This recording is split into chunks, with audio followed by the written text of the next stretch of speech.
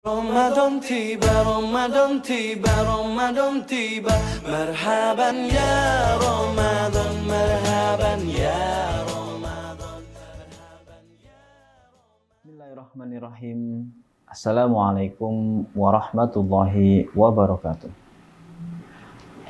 Alhamdulillahilladzi hadana li hadza wa ma kunna linahtadiya laula an hadanallah.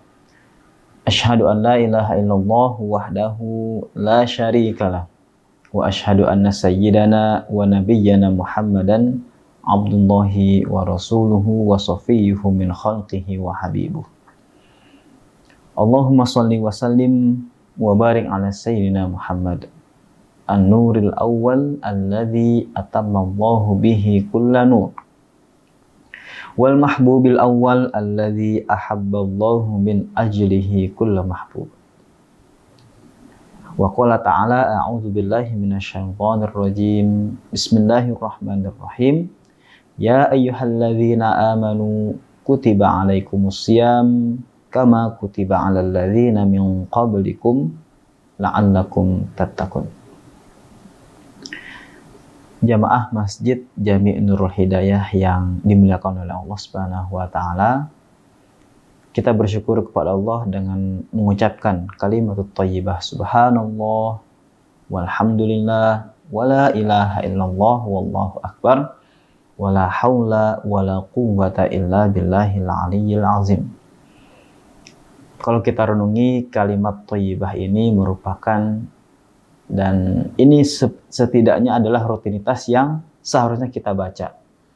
Maka mudah-mudahan dari kalimat thayyibah ini kita mengucapkan subhanallah, tiada lain dan tiada bukan bahwa hanya Allah yang maha suci, sehingga kita terbebas dari sifat kesombongan. Walhamdulillah, dan segala puji hanya bagi Allah, bahwasanya segala karunia, nikmat, kekayaan, kesehatan, semua milik Allah. Kalau tidak ada Allah, tentunya kita tidak akan ada di dunia ini. Wallahu akbar, dan inilah bahwasanya maha besar Allah. Kita berada di dunia ini hanya sementara. Tidak ada yang bisa kita lakukan atas izin Allah. Maka ketika ada suatu nikmat, dan memang ketiga kalimat minimal, subhanallah, walhamdulillah, wala ilaha illallah, wallahu akbar. Dan tentu kalimat tauhid adalah yang paling utama. Dan kita berarti menganggap bahwa ada Tuhan, ada atasan kita, ada Allah yang selalu kita sembah.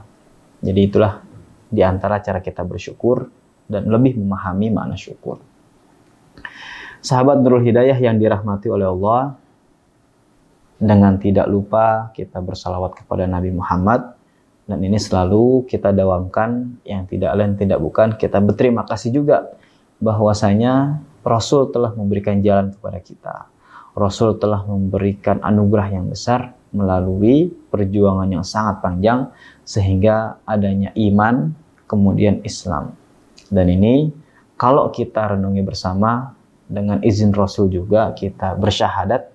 Dan mudah-mudahan kita bisa berpegang teguh dengan agama Islam yang kita yakini dengan seyakin-yakinnya. Insya Allah kita juga diwafatkan dalam keadaan husnul khotimah. Amin ya rabbal alamin. Jamaah salat, jamaah sahabat Masjid Nurul Hidayah yang dirahmati oleh Allah. Ada pembahasan yang sangat penting menurut Al-Fakir di dalam ayat yang sering kita baca, yaitu kutiba alaikumusiyam kama kutiba 'alal ladzina min qablikum la'allakum tattaqun, yaitu diwajibkan kita berpuasa, diwajibkan juga kita untuk beribadah di bulan suci Ramadan, dan demi apa? Yaitu meraih gelar takwa kepada Allah Subhanahu wa taala. Kemudian kita tahu secara dasar takwa adalah melaksanakan perintah Allah, kemudian menjauhi segala larangannya. Apakah hanya sampai di situ? Tentu itu sangat betul, tetapi bahwasanya yang paling baik adalah kita terus mendalami apa itu takwa sebenarnya. Nah, di dalam kitab ada namanya kitab Kifayatul Atqiya wa Minhajul Asfiya, yaitu yang dikarang oleh Sayyid Al-Bakri bin Said Muhammad Syato Ad-Dimyati mengatakan bahwa takwa adalah ibaratun animtisali awamirillah wajitinabi nawahihi zahiran wa batinan. Nah, ini yang umum memang kita tahunya seperti itu. Tapi ternyata ada tambahan.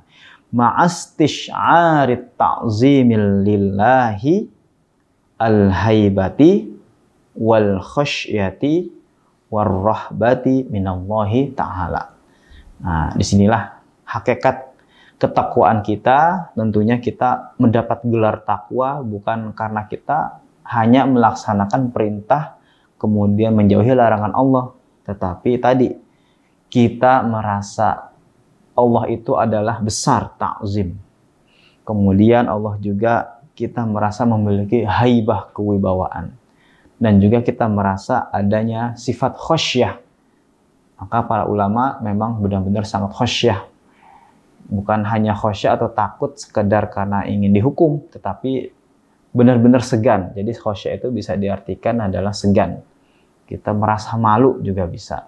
Karena sudah diberikan nikmat yang sangat banyak, tetapi ada beberapa saat kita merasa ya terlena sehingga melupakan Allah Subhanahu wa taala. Nah, kemudian adalah bahwasanya dari sini nanti ada poin penting juga yang ingin Al-Fakir sampaikan adalah ada dimensi secara zahir, ada dimensi secara batin. Inilah kita mencoba untuk mendalami takwa, hakikat daripada takwa itu sendiri. Yang pertama bahwa ketaatan kepada Allah itu tentu dengan ikhtiar. Kemudian menghindari apa yang membuat kita nanti dianggap durhaka oleh Allah. Nah, ini yang pertama. Kita melaksanakan perintah, kemudian kita menjauhi larangan Allah Subhanahu wa taala. Kita melaksanakan sholat, kita melaksanakan puasa, kita melaksanakan zakat, kemudian diizinkan haji bagi yang mampu. Ini merupakan masih dalam rangka melaksanakan perintah dan menjauhi larangan. Tentu larangan ini kita tahu ada sifat-sifat yang diharamkan. Entah itu judi, mungkin hal-hal yang membaukan, zina, mencuri, dan lain sebagainya yang tentu dalam garis yang Allah tetapkan bahwa hukum ini adalah haram. Nah, ini berarti kita sudah masuk ke dalam takwa versi lahir. Nah, karena kita sudah tahu mana yang jelas benar-benar halal, mana yang haram. Kemudian meningkat kepada yang paling penting adalah kita merasakan kehadiran. Nah, ini yang disebut dengan al-batin. Berarti bukan hanya takwa sekedar formalistik atau bersifat formal, resmi, ya sudah ketika melaksanakan sholat, kemudian kita sudah meninggalkan sesuatu yang haram, kita berarti sudah takwa. Tidak bisa begitu. Artinya, apakah buah dari sholat ini kita semakin baik akhlak kita, atau malah ya sama aja. Contoh, kita masih suka gibah, kita masih suka ya berbohong, kita masih suka berkhianat, wal'iyadzubillah, kita masih terus tiap hari itu terulang. Artinya sholat kita sama dengan sia-sia. Berarti apakah ini ke dalam kategori takwa? Ya, bisa dibilang takwa, hanya belum mencapai derajat yang sempurna. Nah, terus yang kedua, mungkin juga berpuasa. Seseorang berpuasa tentu dengan niatan bisa menahan hawa nafsu, yaitu dengan kata lain al-imsak. Maka ketika seseorang sudah berpuasa, seharusnya hawa nafsunya semakin terkendali, dan hal-hal yang tadi di dalam sholat pun sudah sangat sempurna. Sudah tidak ada lagi ngomongin orang, sudah tidak ada lagi berbohong, berkhianat, apalagi sampai membenci satu sama lain.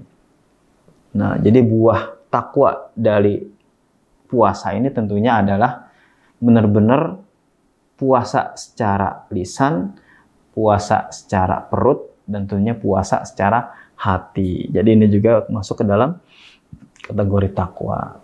Sahabat Nurul Hidayah yang dirahmati oleh Allah, maka mudah-mudahan dari hikmah Syekh tadi Sayyid Al-Bakri ini kita tahu bahwa nilai takwa ini sangat tinggi sebenarnya. Hanya tergantung bagaimana kita bisa mendalaminya lebih dalam lagi, lebih jauh lagi, dan semoga bukan hanya takwa sebagai lahiriah atau formalitas, tetapi takwa yang benar-benar mencapai ke arah yang sangat dalam.